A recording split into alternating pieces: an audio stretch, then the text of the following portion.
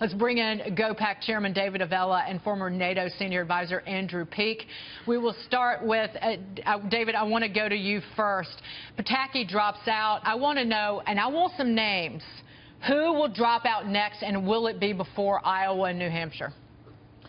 But, Dagen, it's unlikely it'll be someone before Iowa, but after that, I think you're going to start seeing guys like Rick Santorum. Mike Huckabee's already said he's going to drop out if he doesn't win Iowa. So there's two right off that we could see exit right after Iowa. I mean, we're so close now, unless somebody's flat broke, which was Governor Pataki's situation. There's really no reason to drop out until you start seeing actual election results, and then the picture becomes real clear for folks as who has a chance and who doesn't. Before we move on to Andrew, David, in terms of not being flat broke, and he loves to brag about his wealth, but he's actually going to start spending some money with Donald Trump getting ready to launch ads, $2 million a week potentially, up to it could run into the tens of millions of dollars, even more than that. He's going to be running ads. What does he need to do, in your opinion, to be effective with that ad campaign?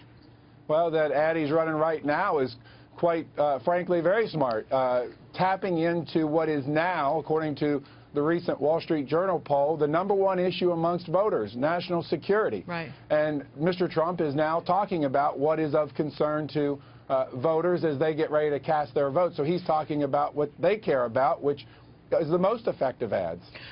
Andrew, in terms of national security and the candidates' policies, we saw Lindsey Graham drop out. Lindsey Graham was certainly the most specific in what he wanted to do in terms of fighting the Islamic State. In other candidates, are you getting enough specifics? Do we even need them at this point? Yeah, I thought the most interesting part of the last Republican presidential debate about 2 weeks ago was the dust-up between Ted Cruz, Rand Paul sort of on Cruz's side, and Marco Rubio. You know, Rubio's sort of been the inheritor of the McCain, Lindsey Graham interventionist label. And the other two have really tried to hark back to H.W. Bush's foreign policy of kind of a more realistic, more restrained, kind of more maybe morally hard-edged approach to the world. Hey, David, Scott Brown, just wanted to check in. Yesterday we talked about Trump spending all that money in New Hampshire in particular. That versus actually taking it and putting it on the ground game to, for example, rent all the buses, not so to get his people there, but to make sure others can't get their people there. You know, making sure that he's got all the precinct captains and county captains and really driving out that vote where there seems to be a little bit of a question. What do you think on that? Senator, I think you are spot on. These early primary states and caucus states in the Iowa situation are all about turning out your supporters and having an effective ground game. Look, as you know, military ballots in some states have started going out or will be going out. A smart campaign is working on absentee ballot strategy right now as we are almost a month away from first votes being cast in New Hampshire. And it's why Marco Rubio's endorsement of Trey Gowdy could be a big impact for him. If Trey Gowdy can help deliver South Carolina for Marco Rubio and get a win in one of the three early states, it could be what helps propel him to ultimately getting the nomination. And it's interesting you say that because I actually have Marco second or third. Christie's obviously coming on very strong. That's why Trump is going pretty hard on Christie in New Hampshire in particular. Right now it looks like Trump, Christie, Rubio, probably 1, 2, and then Cruz right there nipping at the heels. But here's the thing that I don't think folks recognize is that what's going to separate 1 through 7 is maybe just a couple of hundred votes. Right, exactly. That's right. David, I just want to turn to foreign policy really quickly. There are reports today that an Iranian rocket passed within 1,500 yards of a Navy aircraft carrier in the Strait of Hormuz last week. And then U.S. Central Command spokesperson Kyle Raines calling the move, quote, highly provocative. Meantime, the Wall Street Journal reporting that the NSA's monitoring of Israeli Prime Minister Benjamin Netanyahu and his aides also ensnared members of Congress. The Journal reporting that the monitoring began late in Obama's first term. Andrew, to both of these stories, but to the NSA spying story, what do you make of that? Because again, in the presidential campaign, the spying is very much an issue to their benefit, if you will, for Rand Paul and Ted Cruz to a lesser extent. Right. In principle, I have no problem with us spying on the leaders of foreign governments, even nominally allied governments, right? Germany, France, Israel. Really, they spy on us. I assume we spy on them.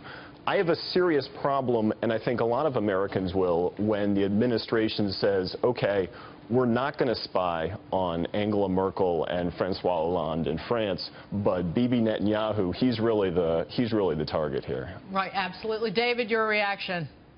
There is no one this administration won't snoop on, whether it's conservative groups through the IRS that they don't like, whether it's Congressman Chaffetz, as the Secret Service went through his background when he was probing them, and now we find out this situation. It is why people don't trust this administration.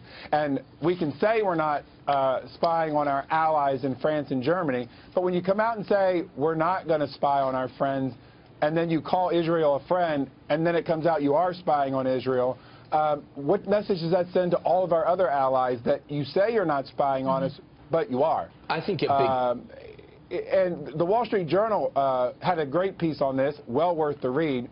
And the last paragraph is probably the most interesting, which is we learned no new information, practically, from this spying case. All the things that was being said publicly by Israel and by the congressional members who were being spied on is all the things they were saying publicly. So we learned nothing new other than we created distrust. Yeah, I think one of the biggest issues, too, going on in talking about privacy and security is that spying on American citizens, and we've seen James Clapper actually come out and say, no, the NSA doesn't spy on American citizens, but it's been over 1,000 days since he said that, and it's been proven completely false without any recourse or repercussions, especially for this administration, and he still has his post. My question to you, Andrew, is who's the candidate that can actually set themselves apart on this, saying it's unconstitutional and it shouldn't be done? So we've talked and we've kind of tiptoed around Rand Paul, Ted Cruz. Who's the candidate that can set themselves apart on this? Right now, there is nobody who's going to set themselves apart. I mean, this debate stopped being a debate right after the Paris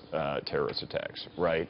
When the movement led by people like Representative Amash in the House and Ted Cruz and Rand Paul in the Senate, for more accountability, more transparency about NSA programs. This debate kind of stopped once the threat of ISIS hit our own shores, right, and of France, San Bernardino, Paris. There's no votes to be won by being soft on surveillance right now. We're going to leave it at that. That was terrific. Andrew, thank you so much for being here. Andrew Peak. David Avella, great to see you. We didn't even really talk too much about Trump. Trump v. Clinton. That's we'll be getting going to get. We'll be getting a text any minute then. An angry phone call later. No. David, it was great to see you. Thank you so much for being here. Happy New Year.